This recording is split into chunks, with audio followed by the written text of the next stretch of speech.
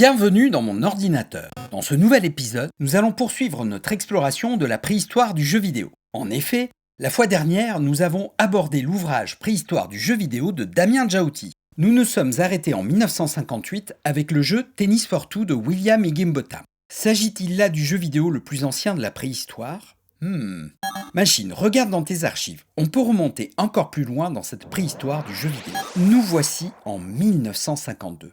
Le jeune docteur Alexander Shafto Douglas a proposé un jeu de morpion programmé sur l'ordinateur EDSAC de l'université de Cambridge en Angleterre. Son idée était de vouloir illustrer dans sa thèse qu'il était possible d'utiliser l'affichage écran d'un oscilloscope pour visualiser les résultats d'un calcul opéré par un ordinateur. Il faut savoir qu'à cette époque, tout passe par des systèmes de rubans de papier. Il faut en faire usage pour faire lire à la machine des instructions, puis attendre plusieurs jours pour récupérer les résultats des calculs qui ressortent sous forme de ruban papier. Mais non, machine, toi tu n'as pas besoin d'avaler du papier, c'est fini cette époque. Nous étions à la préhistoire du jeu vidéo. Pour en revenir à Douglas, il a donc proposé d'illustrer son idée par la programmation d'un jeu de morpion appelé OXO. Il y avait là tout ce qu'il fallait pour montrer comment une instruction était comprise par la machine, en affichant la croix du joueur dans la grille, et ensuite en montrant le résultat d'un calcul, en affichant à l'écran la réponse de l'ordinateur, à savoir le rond. Bon, ce jeu n'est pas très intéressant en soi, on en fait vite le tour. Mais OXO représente selon Damien Djaouti toutes les caractéristiques fondamentales d'un jeu vidéo,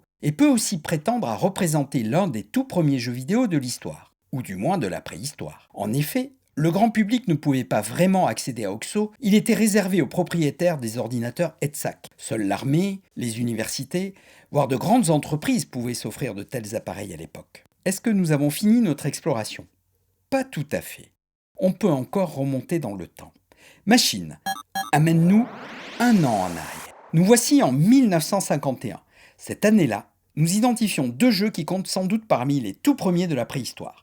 Il y a tout d'abord un jeu d'échecs programmé par le docteur Dietrich Prinz sur ordinateur Manchester Mark I du fabricant anglais Ferranti. Alors, il s'agit d'une version simplifiée du jeu d'échecs qui ne permet pas de jouer une partie entière, mais qui aide à trouver la meilleure stratégie pour faire échecs et maths avec 2 coups d'avance. Et puis, nous identifions également un ordinateur de Ferranti doté en standard d'une capacité ludique, le Nimrod. Présenté pour la première fois lors du Festival of Britain, le 5 mai 1951, cet ordinateur est uniquement capable de faire tourner le jeu de Nîmes. Remontant à la Chine antique, ce jeu de stratégie se joue à 2. L'affichage du Nimrod a la particularité de ne pas utiliser d'écran CRT, mais un ensemble de spots lumineux qui s'allument ou s'éteignent pour représenter l'état de la partie. Ah oui, machine, tu as raison, on peut encore remonter dans le temps. Nous voici en 1950. On identifie cette année-là le jeu Bertie the Brain, développé par l'ingénieur Joseph Cates pour le compte de l'exposition nationale canadienne qui se tient à Toronto. Il s'agit là encore d'un jeu de morpion, comme nous avons pu le voir sur la CAP 500 et OXO.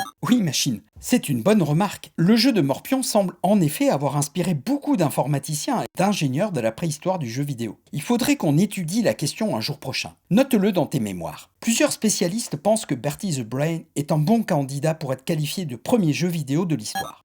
Tu veux nous amener encore plus loin dans le passé ?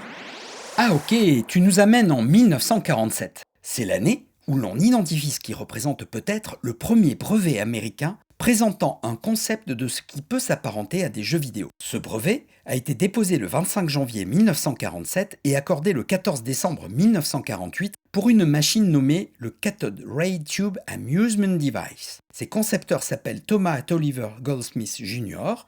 et L.C. Raymond, par ailleurs pionniers des télévisions à écran CRT. Le jeu en lui-même s'inspire grandement des radars de la Seconde Guerre mondiale. À l'aide des boutons, le joueur doit guider un missile représenté par un point lumineux se déplaçant à l'écran vers des cibles. Si le joueur arrive à configurer la trajectoire du missile pour qu'il atteigne la position d'une cible, une explosion se matérialise à l'écran. Cependant, selon Damien Djaouti, on pense que ce jeu vidéo n'a jamais été réalisé concrètement. Bertie the Brain est donc l'un des premiers jeux vidéo de la préhistoire. Mais soyons prudents, on pourrait peut-être découvrir d'autres ancêtres vidéoludiques en explorant le passé. Qui sait ? En attendant, je t'ai présenté une exploration de la préhistoire du jeu vidéo. Nous avons vu quelques exemples, mais il existe bien d'autres ancêtres que nous n'avons pas pris le temps d'explorer. Nous aborderons éventuellement ce sujet une fois prochaine si tu es intéressé. En attendant, si tu connais toi aussi d'autres jeux vidéo qui font partie de la préhistoire, merci de nous les partager en commentaire. Il est temps maintenant de nous dire game over et à bientôt pour un play again.